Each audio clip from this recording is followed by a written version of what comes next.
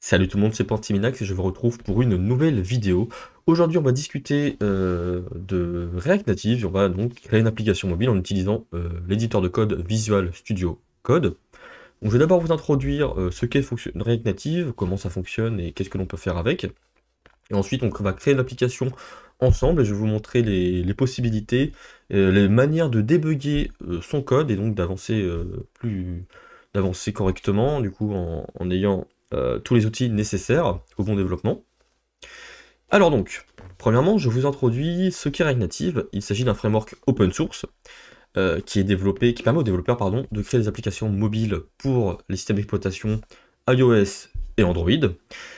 Et l'avantage, c'est quoi? C'est qu'on utilise le langage JavaScript et le framework, en fait, React. Donc si vous êtes un habitué du développement web avec React, et bah ça va pas vous sembler compliqué de faire du React Native, puisque vous allez utiliser React adapté, un peu adapté du coup en version mobile. Donc React Native, hein, comme je le dis, ça utilise les mêmes concepts que React. Il va vous permettre de construire des interfaces web en utilisant eh bien des composants. Là, on a toujours cette notion de component. Et on va pouvoir builder des applications Android et iOS en ayant la même base de code. C'est-à-dire que le code changera très peu, on pourra pas utiliser des conditions pour savoir si on est sur la plateforme Android, alors on va afficher un message de telle manière, ou alors on va l'afficher d'une autre manière sur iOS, parce qu'il y a certaines spécificités qui ne sont pas tout à fait les mêmes. Mais globalement, la base de code sera la même, ça va permettre de développer des applications plus rapidement, et du coup pour les deux plateformes cibles. Donc voilà. On se retrouve sur le site de React Native. Alors du coup, pour commencer, on va cliquer sur Get Started, mais d'abord on va faire un petit tour d'horizon. Donc voilà, Welcome to React, là on a le React sur notre téléphone. On a ici un exemple de composant, Welcome String, eh bien, qui affiche tout simplement du texte, donc vous voyez hein, les composants ici. Library React qui est utilisé, text et view qui provient de React Native. Voilà, cross-platform pardon, donc entre Android et iOS, image texte, voilà. Bon, ça c'est du blabla. On a ici des exemples d'applications qui ont été développées en utilisant React Native. On peut voir Discord notamment, Teams, Outlook, Facebook, Skype, PlayStation, etc., etc. Donc du coup, nous ce que l'on va faire, donc on va cliquer sur Get Started. Et ce que l'on va faire, c'est utiliser Expo pour pouvoir créer notre application. Donc du coup, ce que l'on va faire, c'est se rendre dans le dossier qui vous intéresse. Alors React Native, moi je vais aller dans Coding, React Native, voilà. Ici, je vais du coup, alors ouvrir un terminal, voilà, me rendre à l'endroit où vous rendez à l'endroit où vous voulez créer votre projet, et vous allez exécuter cette commande-là. Hop, voilà, npx create expo app, le nom de votre projet, et on va mettre -t, -t pour pouvoir choisir un template. On va vouloir choisir une blank app, donc une application vierge, mais avec TypeScript. C'est plus propre de coder avec TypeScript quand même. Ça va donc nous créer le fameux projet. Donc on utilise Expo que l'on peut retrouver donc sur le site expo.dev, qui est un builder d'applications qui va vous permettre de builder vos applications, les APK pour Android et de signer vos applications iOS, à condition d'avoir un Mac. Si vous n'avez pas de PC Mac, vous n'allez pas pouvoir publier sur l'App Store vos applications. Donc voilà. Il y a énormément de documentation, hein, que ce soit sur Expo ou sur le site du React Native, il y a beaucoup de documentation pour démarrer, donc ça c'est très très bien. Ok. Donc là, une fois que ce sera buildé, on ira dans le dossier, on va ouvrir Visual Studio Code. Ce qu'il faut faire, vous pouvez faire en parallèle, c'est d'ailleurs effectivement télécharger Android Studio. Parce que, alors, soit vous pouvez débugger vos applications avec un émulateur Android, soit avec votre téléphone directement.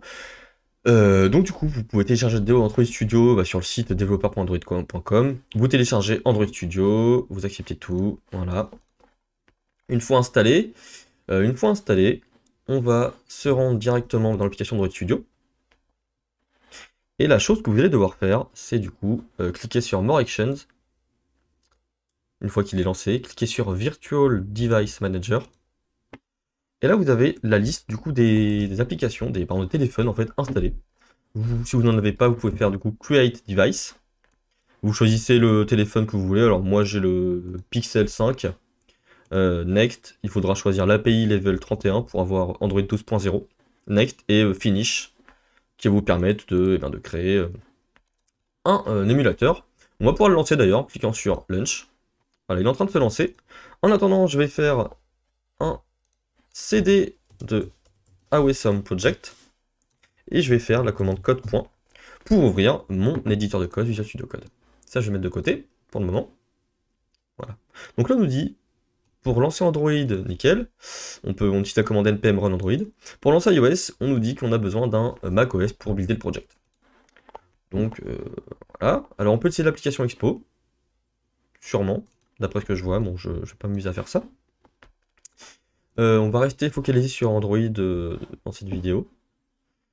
Et du coup, terminal, hop, ce que l'on va faire. Alors, si on se rend sur la doc de React Native, vous allez voir que dans Performance, on a... non, pardon, pas dans Performance. Tac, tac, tac, tac, dans... C'est dans quoi? Profiling. Ok. C'est pas ici, je sais plus vraiment. Dev Tools.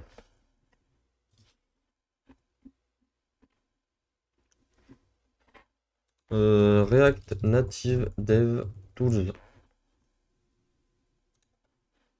Ok.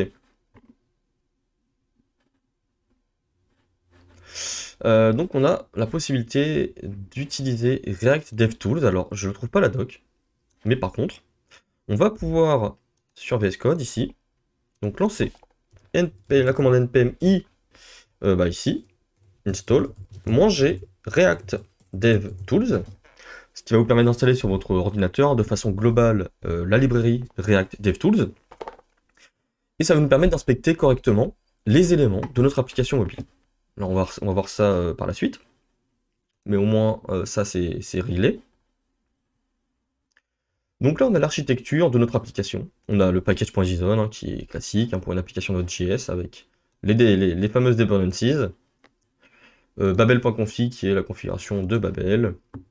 tsconfig qui est la configuration de TypeScript. App.tsx qui est du coup le point d'entrée de notre application. Hein. On va lancer la commande npm run Android.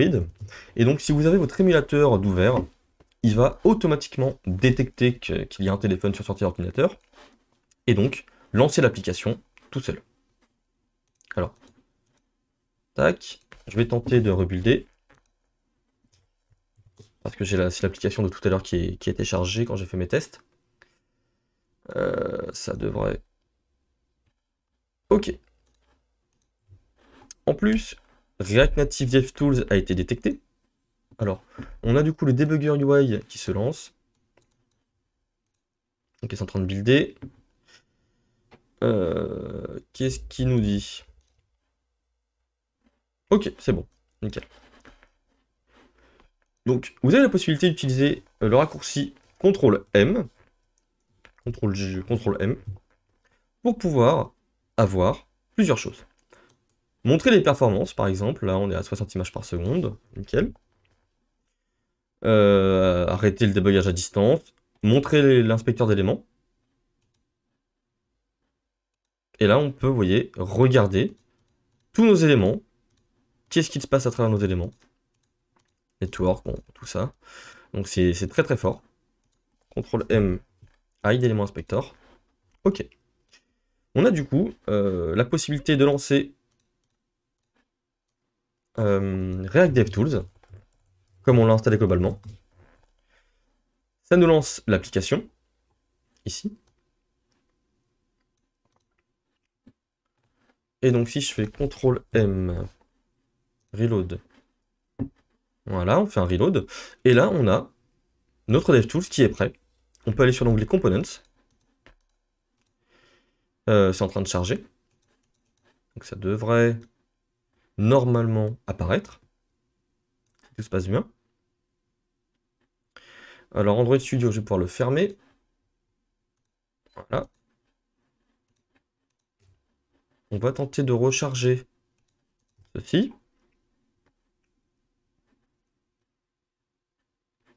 RegDevTools, voilà. RegDevTools est bien chargé. Donc on a notre, notre arbre de composants qui est ici. View, le texte. On a beaucoup de choses après. Parce qu'on a le... Tac. On peut voir si on rajoute par exemple en dessous un button que l'on va devoir importer de React Native. Title égale increment. Refreshing. Voilà, il apparaît ici. Notre bouton devrait se retrouver, voilà, ici. Voilà. Incrément par un S et une étoile. Voilà. Ça se modifie tout seul. C'est génial. Grâce à notre fameux profiler ici, DevTools. Alors le profiler va nous permettre d'analyser les performances de l'application. Bon, c'est pour des utilisations plus ou moins avancées. Là, je start et je stoppe le profiler. On n'a pas eu grand chose à recorder ici, donc ça ne va pas changer la donne. Ce que je vous propose de faire du coup dans notre application, c'est d'utiliser tout ça par exemple les états, donc le hook useState de React, qui va nous permettre de définir une valeur, une variable, donc, que l'on va appeler count.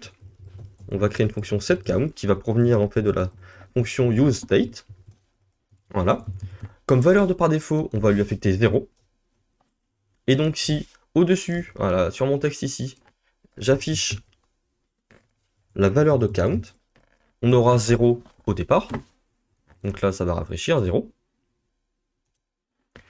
Ce que l'on va faire, c'est que sur le clic de ce bouton, donc on a la fonction onPress, on va utiliser une fonction anonyme, et on va faire un setCount de count plus 1. À partir de là, lorsque l'on va cliquer sur notre bouton, on va, voilà, affecter à notre variable la valeur courante de count plus 1. On utilise un useState, donc en fait, la valeur ici à l'affichage est automatiquement mise à jour. Voilà. Donc on a aussi le DevTools qui se situe sur le port 19000, qui nous permet de débugger notre application. Par exemple, si dans Visual Studio Code, donc je crée une fonction, const handle onPress égale, pardon, tac, une fonction, et donc là on utilise console.log par exemple count de points plus count, setCount count plus 1, et là on utilise encore un console.log. Ici on appelle handle onPress. On va aller sur ici notre navigateur, on va cliquer sur increment, et vous voyez, on a la valeur qui s'affiche. Alors, comme on utilise ici le setCount count plus 1, la valeur du count n'est pas encore prise en compte. Oh, mais ça, ce n'est pas gênant. Ok. Donc voilà, alors là, je vous ai montré les outils pour débugger, pour maintenir, voilà, pour pouvoir débugger votre application quand vous la développez. Après, on a bien une documentation bien fournie, avec les différents components, comme par exemple la scroll view, qui va vous permettre de définir une vue scrollable. Donc on a en plus des exemples, vous voyez, là on a une simulation d'application. Et donc on peut scroller, voilà, lorsque le contenu dépasse eh bien, la hauteur de l'écran. On va avoir section liste, voilà, des listes, des status bars. Après vous avez aussi bien entendu des librairies comme par exemple React Native Elements, qui va vous permettre d'avoir un design un peu plus sympa, voilà, avec des composants tout faits. qui va vous permettre vous allez pouvoir les appliquer dans votre application. Voilà, donc je vais vous donner les tout petits outils pour pouvoir commencer à développer votre application React Native, donc pour pouvoir commencer à explorer comment ça fonctionne. Moi, je vais vous donner rendez-vous très prochainement pour de nouvelles vidéos qui vont arriver sur React Native, sur beaucoup d'idées, du coup, d'applications. Et j'espère que vous avez apprécié cette vidéo, hein. Si vous avez aimé la vidéo, n'hésitez pas à laisser un pouce bleu. Vous pouvez aussi me suivre sur Twitter pour suivre les différentes actualités de développement. Et je vous retrouve très très bientôt. Allez, salut tout le monde!